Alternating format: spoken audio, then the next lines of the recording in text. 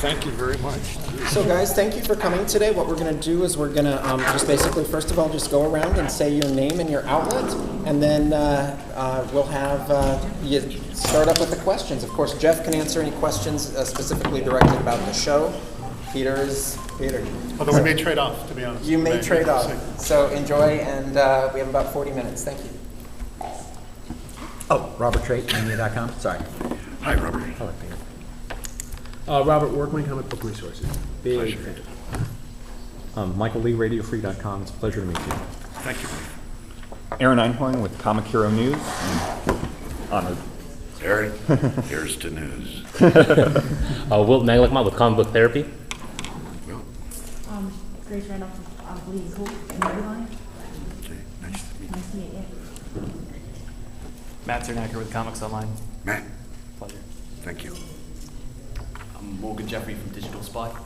Morgan, it's great to see you, mate. Take care. Yeah. Jeffrey Harris, 411mania.com. Jeffrey, do I recognize you from Paramount? Yes, at the Transformers, the movie, the first one, Right. 2007, when they did the HD presentation, you brought in special guests. I did meet and speak with you on the Paramount. Good to see you again. That was 5 years ago. I really appreciate you remembering. He's got one of those faces. Is that everybody? I'm Joe McNeil with Collider. John, pleasure. Everyone else? Sorry, Ryan Magrish, RealGamer.com. Welcome, Real Gamers. Hi, I'm Sean Long of BKBN.net and Minnesota.com. Welcome, guys. Thank you. And first question, please.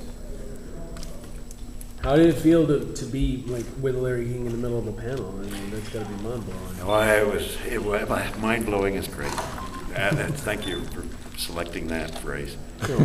You know, we watch icons all the time, you know, as we're growing up, and you always say to yourself, I wonder what it'd be like, you know, you dismiss that thought, you know, you say, and then that unexpected moment comes where you're actually sitting with Larry King, and it's quite humbling, you know, it really is. Did you just say that you grew up watching Larry King? Is that Sure. the age difference you're correct? Okay. Just making sure. I don't sound like a 90s. Well, Hollywood loves to bring stuff back, but they also like to change things. How have you been able to keep Optimus Prime so, the same, the way people love him? I think by just keeping my feet entrenched in the principles of character that we explored at the very beginning, the concept of Optimus Prime. And I chose to, in those many years ago, to apply those principles of character and influence in any way I could to maintain it, and we were very successful. And that's the great thing about working with the Hasbro people and like Aaron Archer, who has the Bible on Transformers. It's about that thick. Oh, wow. And when you think back and the collaboration with Hasbro Discovery, and to do this concept and to continue not only what we did in G1, but to go beyond that and really have the identity of character illustrated through, human teenagers in this case. A great opportunity for family entertainment to finally see a marriage between the action, the space fiction, and the relationships between Autobots, and in Optimus Prime case, the elements of human qualities engineered into a relationship with humanoids at that age. Mm-hmm. I think we've done a great job. I think we're going to continue to do that and maintain those principles, for family entertainment. Quite honestly, because he won't let you not maintain them. when you inherit Optimus Prime, the character comes with Peter, and so it sort of comes right out of the gate with certain rules and expectations, and I think all of us who've inherited Optimus Prime over the years feel somewhat beholden to what he's done, and you don't want to break it if it's not, you don't want to change it if it's not broken. So you tend to write toward what he's done before. You know, maybe you find another shade of it here or there, which he's fantastic at exploring, but in general, he's not going to let you get too far from the core. Does he give you notes? There's no notes, because I hear no. Sounding like a dictator. No. Mr. Cullen, what did you think when Mr. Klein made Optimus Prime a Decepticon, and did you get emotional about it at all? Not a bit. You trusted me. I did. And for good reason. Because I was told that I wasn't going to be a Decepticon after all.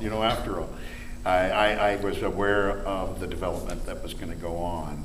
And I thought that was a real flavorful addition to it, because it gave me a sense of, further opportunity to delve into other than just Optimus Prime. I could be, Prime as Orion Pax. And I loved it. I mean, that in search of the former days of Cybertron, I think that gives me a sense of, it's a thrill, to wonder what it's like before you get the Matrix, before all of that, and that you actually become the real Prime, the only Prime, It was great. I liked it.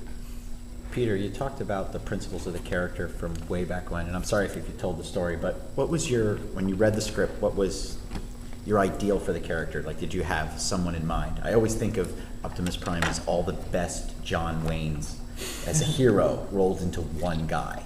The guy you can always count on to be there. What was your inspiration for the character when you read the script? Well, I've told this story many times, and I'm sure it's becoming probably a legend on its own. I based the character on my own brother, Larry Cullen. Larry was a Marine Corps officer in Vietnam. He was a wounded medal recipient, more than the Purple Heart. He had 2 Purple Hearts and a Bronze Star. And we lived together in Burbank, California, for a time when I was just going out one day to audition for Transformers. And my brother Larry had asked me as I was going out, he said, "Peter, where are you going?" Now you gotta understand that Larry is 6 inches taller. He's got a deeper voice, and he's probably the most honest, truthful, gentle, understanding, strong guys I've ever known. He was my hero. And when I went out the door, he said, "Where are you going?" I said, "I'm going to audition for a truck." And he says, "You got this, what a way to make a living, Peter." And I said, "Yeah." He said, but I said, "Larry, he's a hero." He says, "Interesting. Well, Peter, be a real hero. Don't be one of those Hollywood prototype stuff, Be real. Be strong enough to be gentle. Don't be yelling and screaming all the time. That's my advice, Peter. Take it or leave it." So I drove to the audition, and the words that I used many times before is, Larry just jumped off the page when I first started reading him. And I, spiritually inside, reading that, and I felt something really connect. I had a feeling. I said, this is, continue this, Peter. This is going to work. This is good. Oh my God. Nobody's ever heard anything like this before. Nobody's done it like this before. Keep going. And when I was finished and I left that audition place, I was driving and I said to myself, if I don't get this, there's something wrong in the world. And 2 weeks later, I got the call, you got the part of Optimus Prime. And I knew it. I just knew it. For some reason, I knew it.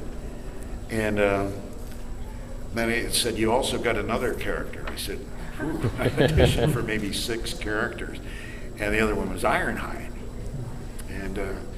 And I had just recently, the night before, had watched television and saw an actor in a movie. I think it was Chill Wills and somebody else.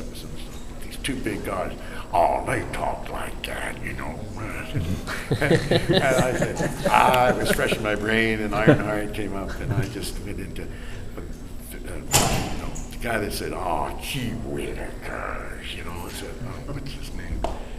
It wasn't Chill Wills, it was the other one too. But, you know what? I'm not going to be able to help you. It wasn't Victor McLaughlin, it was Chill Wills. Oh, sorry. Wallace Berry. Wallace Berry, whose son was Noah Berry, who... Rockford Files, Noah Berry? Yeah, Rockford Files, Noah Berry. Yeah. Oh, gee Willikers. Mr. Collin, I feel like Transformers Prime did a very classy thing by dedicating an episode that touched upon the consequences of war to your brother. Yes. How do you feel that Optimus's sort of unique brand of leadership has evolved over the years? Because Transformers Prime seems to have taken like a more serious tone about the consequences. Well, I think the reality is that it's part of our world, and there's a responsibility, I think, in leadership to be right and to do what's right. And I think it's a difficult process, life, when you consider there's such good and evil everywhere, and I think that Prime is best suited to bring out the best in people under dire circumstance. And I think to do that, you have to commit yourself to the right form of leadership so that you can separate violence for violence sake. There's no justification for violence, for unnecessary violence. And if you're honest and truthful to the things that happen, and you can commit to it in the right way, I think we're doing the right thing. We're doing a good job. I'll take a little bit of that too. Obviously, we made the decision pretty early on that our violence, for lack of a better word, would have consequences.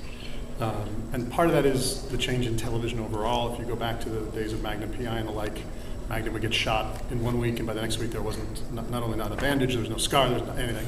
And around the time of Hill Street Blues and some of those other shows, it really started to change where there were consequences from week to week, depending what happened to the characters.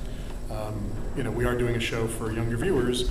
We don't really want to send a message that violence has no consequences, or that it's fun. We want to, if we're actually going to get rid of a character, if we're going to kill a character, we want there to be real repercussions, emotionally and otherwise, to our stories. It makes for better storytelling, it makes for deeper character stuff.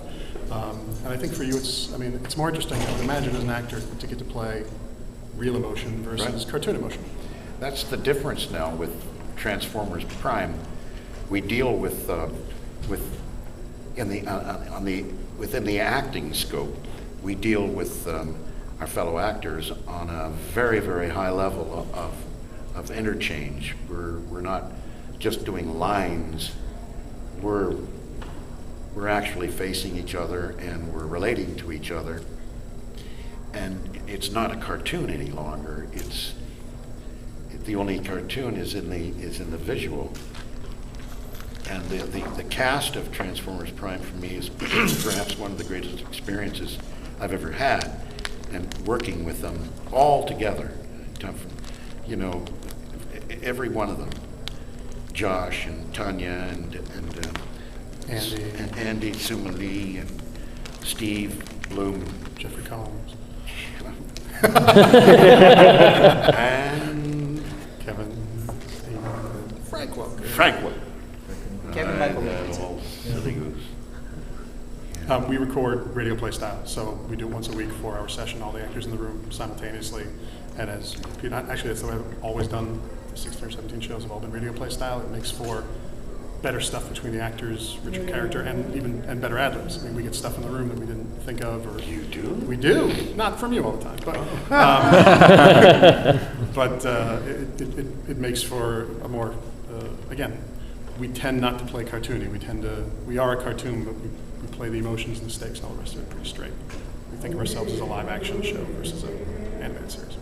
What's it like voicing a character? What's it like when you voicing a show so action and has so much violence in it from the safety of a sound booth? And how does it feel when you see the final product? I think it all evens out.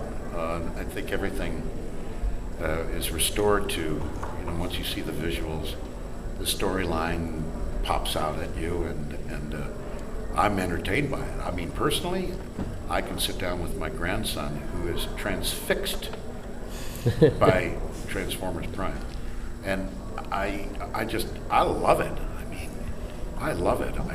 To be with him and see him so absorbed into that and liking it, really liking it. Well, not all the time, because sometimes he actually explores other characters and say, I really like such and so. I say, wait up.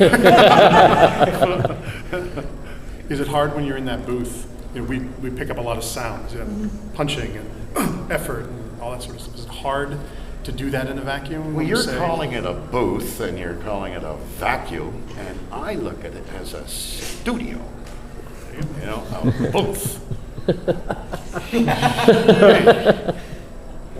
kids find out that you do the voice, are you ever inclined to kind of give them a line or something, or if you see like a Prime T-shirt or something like that? I'm not sure I understand the question.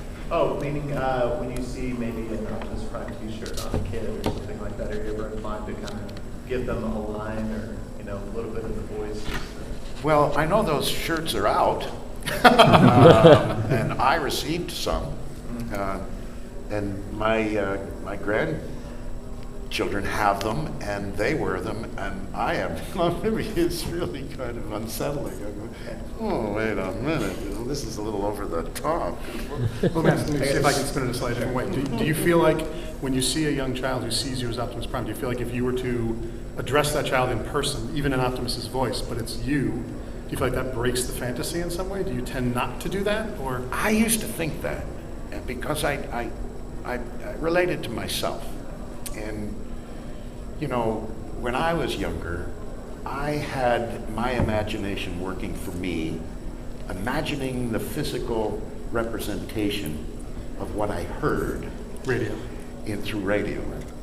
And then when I actually met the person, I was really disappointed because it's not what I imagined. I would always imagine, by the tone of a person's voice, I could imagine whether they were tall or fat or short or muscular within my imagination. This is how he would collect himself through his words and how it went to my brain. So I always thought maybe if a kid had his imagination set on somebody and then he met me, the last thing I wanted to do was to be disappointing, And yet now, when kids realize I'm Optimus Prime and they come and say Optimus Prime, and I just say transform and roll out.